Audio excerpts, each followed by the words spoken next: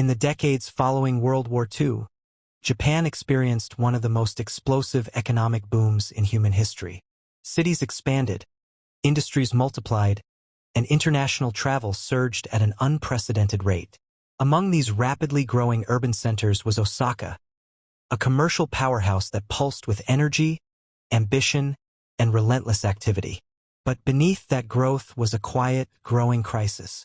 Air travel, once a luxury, had become essential. Businesses depended on it. Tourism thrived on it. The existing airport serving Osaka, Itami Airport, was struggling to cope. Originally built for a different era, it was now overwhelmed by the sheer volume of flights.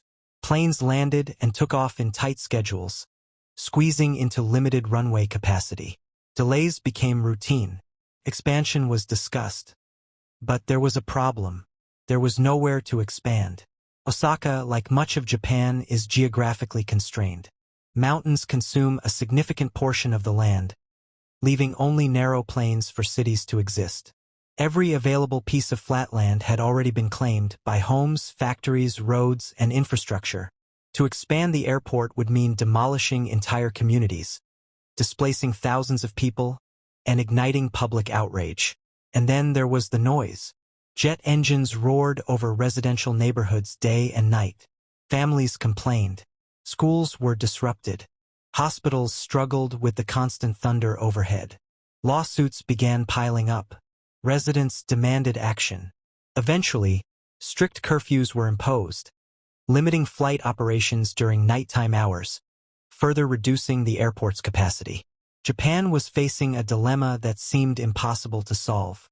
They needed a bigger airport. They had no land to build it on, and the public would not tolerate expansion where they lived. For a while, the government explored conventional options, relocating the airport farther inland, building smaller regional hubs, or even limiting air traffic growth. But none of these solutions matched the scale of Japan's ambitions. The country wasn't just trying to keep up. It wanted to lead the world. So engineers, planners, and visionaries began to think differently. If land was the problem, perhaps land didn't need to exist already. Perhaps it could be created. It was an idea that sounded almost absurd at first, building an airport not on land but in the sea, far away from residential areas, free from noise complaints,